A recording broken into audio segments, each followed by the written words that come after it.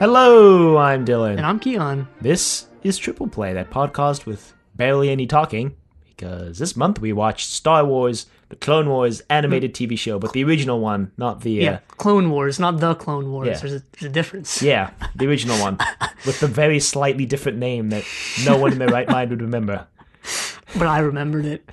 Then again, never mind. Created by Genndy Tartakovsky. Hope I'm saying that right. Well, I've mispronounced like every Doctor Who director's name at this point, so...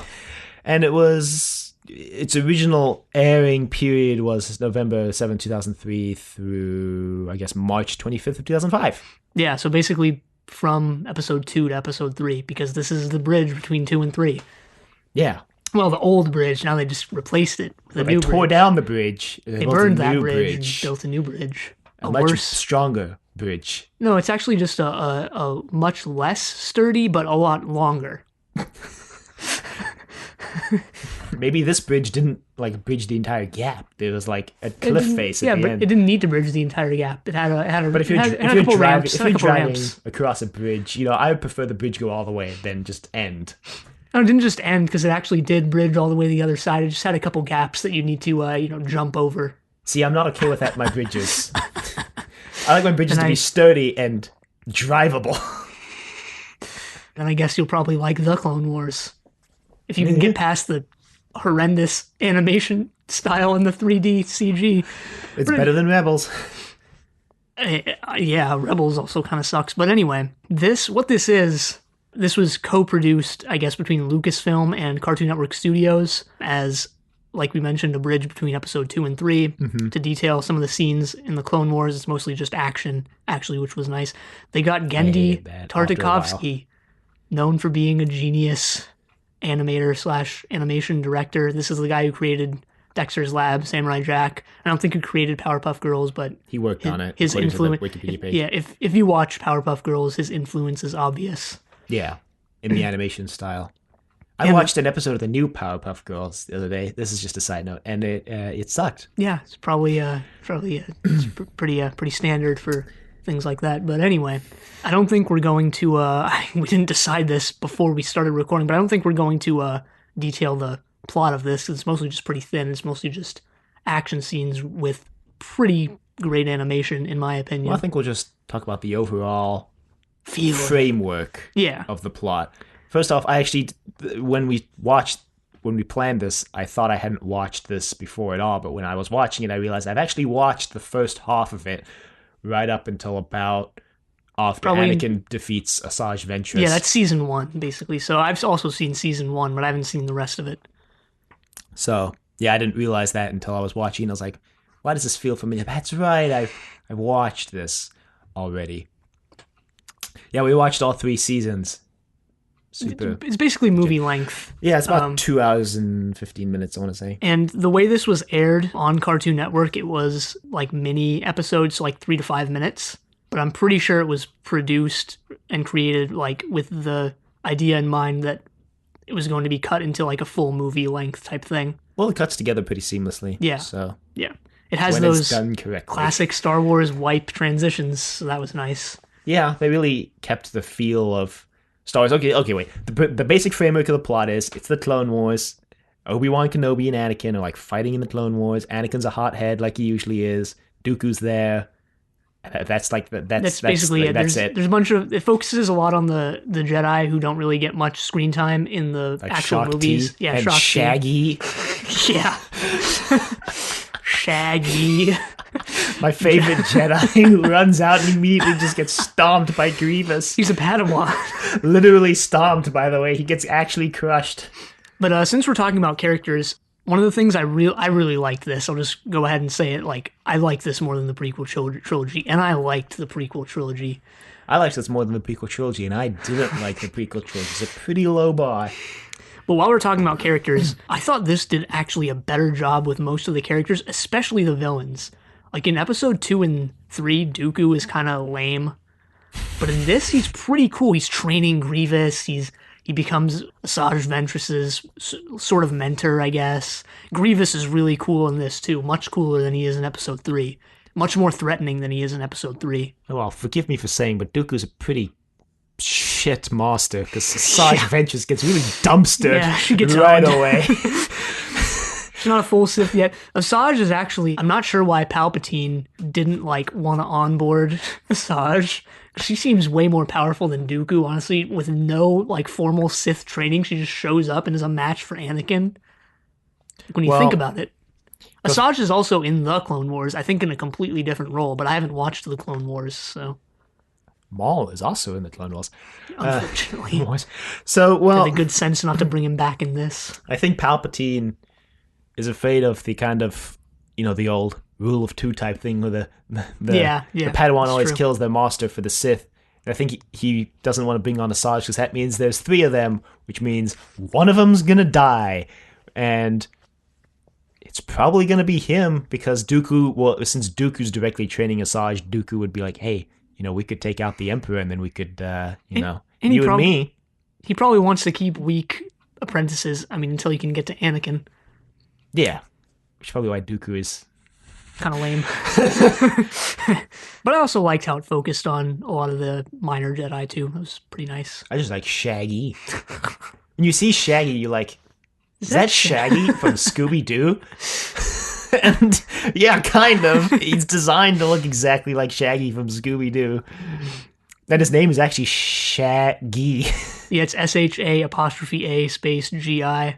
But yeah, I guess we can talk about the art style since we're kind of already transitioning to do that. I like it a lot. I think the 2D Yeah, I really liked it. works. They didn't go overboard. I don't really think that 3D CG animated TV shows work that well because a lot of the times the budget's stretched thin over a full season and doesn't really look that great. But, with 2D, there's a lot more that you can do, and the animation for this was pretty great.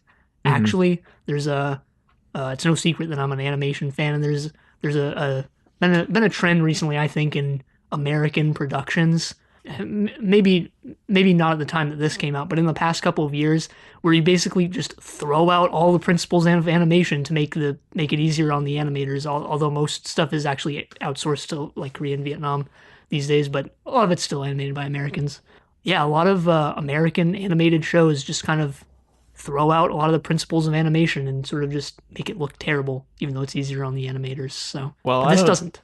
I don't know if that's just an animation problem. I think that's actually a problem with American television in general. I think American television has evolved to the point where it's not about making content that looks good. It's just about making content that gets people to watch. Like a lot of the live action television shows, you watch them and you're like, this is an American show, isn't it? Because it's either somewhat poorly written sometimes, or it just looks kind of cheap sometimes, or it's just kind of badly assembled. There's no care put into American television anymore, which is weird because like you look at television and animation from say, I don't know, 2005, and it all looks like pretty good. I don't think that's a budget issue either. I think it's literally just forgetting the like the foundations of like how to shoot TV or how to make animation on it. Well, I think that's more applicable to animation, but maybe. Yeah, and I don't know if it's necessarily so much forgetting the principles of, I guess, just ignoring making them. art. I think to some extent it is a little bit of ignoring it. I think some of it has been forgotten because, like, you watch a British television show and you can tell there's some care put into this. It's clearly been looked over by a couple writers. Like somebody actually like cared when they made this. You watch something like I don't know, Lucifer, and you're like, this is funny, but like it's not great. It's I don't know. But yeah, I really enjoyed the animation in this story too. Maybe because it reminded me of Dexter's Lab, which was like one of the 3 cartoons I watched as a kid and actually loved, besides Fairly Odd Parents and Powerpuff Girls. So wow, 2 out of 3 of those are Genndy Tartakovsky shows, and yeah, this actually I felt did a good job of being like half Star Wars, but also having that Tartakovsky signature stuff in it. It reminded me of the Animatrix almost, where it felt like the same world, but it felt like the creator had taken their own spin on the art style and basically and the visuals. Although I can't say the same of the music because it really clearly feels like they just ripped all of John Williams' tracks from episode 1 and 2 and just recut them in different orders. Yeah, they did reuse John Williams music, and I think they had some new music, but it was probably all the non-memorable music that was new. Well, even still, it doesn't feel like, because you could use the John Williams themes in the music for the show, but the way it was used in the story, it feels like they just actually cut John Williams's piece and placed it into the music without like reorchestrating the music to fit with the new pieces. It just Maybe. feels like it's cut. I mean, the new songs are just different versions of the original Williams music, so Yeah, probably why. music is one of the weird things that like I really notice every time I'm watching like a TV show or a movie because it's one of the things that I most enjoy about it. So when I was listening slash watching this and I just hear Williams's track just end suddenly, I'm like, Um, I what found else? this is going to be contentious, but I found this actually a little bit boring at times, and I think that's partially because I've already seen season 1, but also partially because when I was watching this, the action scenes are really cool, but there's just so many of them, it started to get really overbearing to me. Yeah, and I think that's because we watched it as like one cut together movie Yeah. rather than like the 5-minute episodes that they were Yeah. originally aired I as. agree with that. I think if I had watched them, even if I had just watched the season separately, I think that problem would have been less evident. But I think even watching them as 5-minute episodes, that problem would have been non-existent. Like my major problem with this for me was that I was getting bored of it about halfway through because the action scenes were just so constant. It was like sensory overload. It was like, please, I need a break. There are a couple breaks. I know I've been fanboying about Tartakovsky for this entire thing, but one of the signature things he does, and you can see this in all the things he's worked on, is there'll be moments of like silence or moments where like nothing moves, and then all of a sudden like a lot will happen in like 2 seconds, and then it'll go back to like just being silent and unmoving. And you can really see that in this, especially in the Mace Windu portion where they're Yeah. piloting that thing with like this giant cylindrical thing that comes down and crushes you. That makes absolutely no sense when you really think about it. Yeah, there's a lot of weird things I guess the quote unquote burgeoning empire does in this story. Built a lot of weapons that like really don't make a lot of sense. And also the droids in this seem a lot more dispensable than they did in like episode 1 and 2. Like Qui-Gon and Obi-Wan like had a difficult time defeating the super battle droids, but then in Yeah. this story there's just a huge army of them and Mace just slices through them like they're nothing. Well, yeah. What I did like about this was that there were actually some pretty funny moments in my opinion. Yeah. One of the ones I'm thinking of is there's a droid general standing on top of like a fortress. He's like, the Jedi would take an entire army to get through here, and this guy like, the Jedi are coming. He's like, how many? 600? No, lower. He's like, what? 100? Lower. And he's like, well, how many? He's like, 2. Yeah. Yeah, there's some, other than the action, there's some characterization, I guess. You see Anakin interact with Obi-Wan and become a Jedi, a full Jedi Jedi Knight. Knight. There's this really cool scene where Yoda knights him, which if I was Anakin, I'd be terrified because, Yoda's just holding this lightsaber not inches from your neck and then slices the braid off of your, off of your hair. So, let's just back it up, Yoda. It's just, Just calm down, Yoda. We don't want to hurt anyone. if Yoda had just sneezed right there, all of the original trilogies just wouldn't have happened. It wouldn't have happened in the same way. Well, that's implying that Palpatine would find another, I guess, apprentice that's as strong as Vader. Yeah, maybe some of the events would have still happened. I mean, they probably would have still built the Death Star because at the end of episode 3, they were already building the Death Star, so... We can't can this now.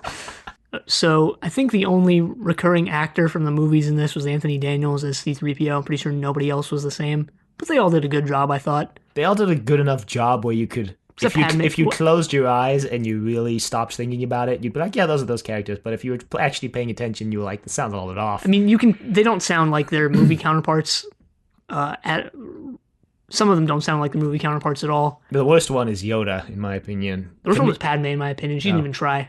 To me, Yoda was just completely different. Like, not even close. The story also reveals that apparently when Yoda does the Jedi mind trick, the people he does the mind trick on talk like he does. Yeah, I didn't notice that, but yeah, I guess you're right. He does it to Captain Rex, is that his name? One of the clone commanders. The captain who's with Padme on the still baffling to me, completely reflective spaceship. But yeah, I mean, that's all I really have to say about this. I really enjoyed it. Thought the animation was solid. Thought the scenes were solid. Didn't get too story-based or really radical with what they were doing. Just some sort of scenes of the Clone Wars. Yeah, I think some classic Star Wars stuff, like the dark side turning on Anakin when he tries to use its power and him having some visions and stuff. But yeah, otherwise just a really solid 2-hour thing. My only problem with the plot came like towards the end when Palpatine, for some bizarre reason, stages an attack on himself using Grievous, and to me, that seemed a little bit confusing because maybe I missed where Palpatine was explaining to Grievous what was going to happen here. No, yeah, Grievous didn't know. Grievous doesn't know that he's the. Okay. Yeah. Because I was like, why would the Emperor put himself in danger to Grievous? Because to me, it looks like Grievous is going for him. Also, another thing in the I think it's the third one, where the Grievous's guards are kind of difficult for Anakin and Obi-Wan to kill, but in this, Shakti's just mowing him down like they're nothing. Yeah. There's like trains in the Star Wars universe too. That was the biggest revelation to me. But yeah, I don't have much else to say about this. I enjoyed it, besides the boring bits. Yeah, if you like action, if you like a lot of action, you'll like this. If you liked Matrix Reloaded and Revolutions, I guess, just constant action. Yeah, I've only watched a couple episodes of the Clone Wars series, and I think this is a lot more solid than what I've seen of that. Mostly because it's just 2D, and I just prefer that. But also, I kind of prefer the style of this. Yeah, it's not possible for me to make an opinion comparing the two because I don't think I've even watched the new Clone Wars. Although maybe I've watched one episode, but otherwise I haven't even touched it. I think Star Wars perhaps works best when it's just a movie every year at most, but preferably every couple of years. Like I think it's easy for Star Wars to become a franchise, to give you franchise overload, basically. And pretty much already has. I think Star Wars works best when it's a holiday special. Well, I know the joke you're making, but on a serious note, it actually kind of is a holiday special since all the new movies are coming out in December. I guess. Except the Han Solo movie, which is still apparently coming out in March, even though Ron Howard basically just finished shooting it like 3 weeks ago. Or like a month ago, maybe. Yikes. So, but yeah. We got an email, didn't we? Oh yeah, we did. We did actually get another email from the Steven, who is like the only person who emails us. It's a rather long one, so. But we'll leave it to the text to speech. Yeah, thank goodness for that, because my throat is killing me because we recorded Trust Your Doctor right before this, and I haven't had anything to drink for the past hour and a half. Hey Dylan and Keon. As far as the prequels go, I like them despite their flaws. Jar Jar for me is hit and miss. I think his best antics are in the 3D series The Clone Wars, which really fleshed out Darth Maul very well and gave the clones personalities. I feel like the whole C4DS mention in episode 2 was an unnecessary extra step in Sidious's plan. We got his backstory in the 2005 EU novel Labyrinth of Evil, but as far as canon goes, we didn't get anything about him until the Clone Wars Season 6 in 2014, which is a pretty ridiculously long gap. The Anakin and Obi-Wan duel with Dooku in that episode was the bomb though. And Grievous was cool in the 2D Clone Wars micro-series, but I think it's pretty clear that what the makers of that show had in mind for him was different from how Lucas saw him, as he is not as cool in Revenge of the Sith or the Clone Wars. The 2D one was actually one of those rare instances where there were major contradictions in the EU, as the Battle of Coruscant is told a different way here than in Labyrinth of Evil. It wouldn't fit with canon either, since what would have happened in the Clone Wars Season 8 would have placed Anakin and Obi-Wan on Mandalore right before rushing to save the Chancellor. Though this hasn't been animated, it has been alluded to in the Ahsoka novel and the Rebels TV series. I do think that the 3D The Clone Wars is really worth the watch. The character designs didn't bother me since they were essentially the designs from the 2D version, but in 3D, I think it's better than Rebels overall. I do like Rebels but feel that the storytelling could have been tighter and more focused in certain places. It only has 6 episodes left before it ends, so it'll be interesting to see what happens. I'd say it's not accessible if you haven't watched the Clone Wars. But it is cool seeing Tom Baker voice the Bendu, a Force-sensitive being who is on neither the dark side nor the light side. David Tennant also voiced a droid in the Clone Wars who teaches Jedi younglings about lightsabers. And yeah, I know I sound fanboy-ish right now, but I loved Rogue One and teared up at the end. I think it's worth watching more than once. And though some EU stories went in weird places, there are great stories there, especially in the well-written legacy comics that take place over a century after the original trilogy. Anyway, I'm sure there's a lot more I could say, but I'll just end with my current ranking of the movies. 1. The Empire Strikes Back. 2. Rogue One. 3. A New Hope. 4. Revenge of the Sith. 5. The Force Awakens. 6. Return of the Jedi. 7. Attack of the Clones. 8. The Phantom Menace. Sorry for talking too much, Steven. P.S. You should check out the ring theory regarding the prequels. Details imagery and events that are reflected between the prequel and original trilogy. According to this, Episode 1 corresponds with 6, 2 is 5 in reverse, and 3 corresponds with 4. I'd noticed some of this as a kid, but the guy who wrote of the theory, Mike Limo, has convinced me that it's intentional. On his Facebook he even has screenshots of scenes that reflect each other, and sometimes they have the same timestamp within their reflective films. Alright, so there's a lot to unpack in this email, and I might want to note here that there's no paragraphs in this email, so it's just one big block of text. Which is why it's a lot to unpack, because there's like no divisions between the topics. Very stream of consciousness. So, starting with the EU novel, yeah, can't possibly comment on that. Haven't read a single Star Wars novel in my life. Yeah, I've read a couple of the kid-aimed ones, some of the Boba Fett series. Yeah, obviously Steven has read and seen a lot more than we have, and is a lot more knowledgeable than we are. Yeah, obviously. Most of this email, I had no idea what you were talking about, Steven. Not gonna lie. Speaking of novels, although one of my friends did recommend to me a trilogy of stories set in the Or the Darth Bane ones, or Darth whatever. Bane trilogy, which Yeah, those are supposedly pretty good. which I haven't read, and he's offered to lend to me if I ever want to read them, but I just haven't found the time to read them yet, because that's 3 books that I'd have to commit to right there. And they're about Star Wars.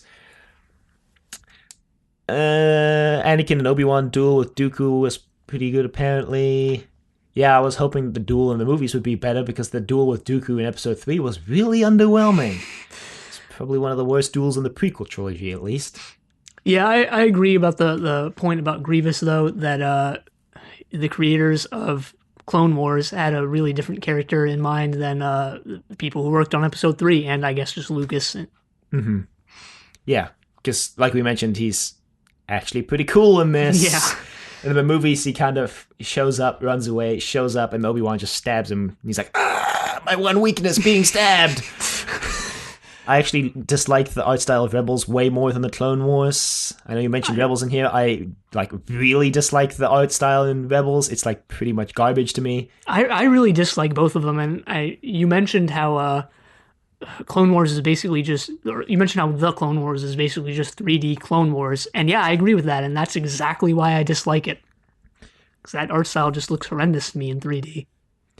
I don't really know if I have that many problems with that art style so much as Rebels. I just really dislike the way lightsabers look in Rebels. I dislike the way that basically everything looks in Rebels. Well, they made them look like crap because they looked like crap in Episode 4, I think. Yeah.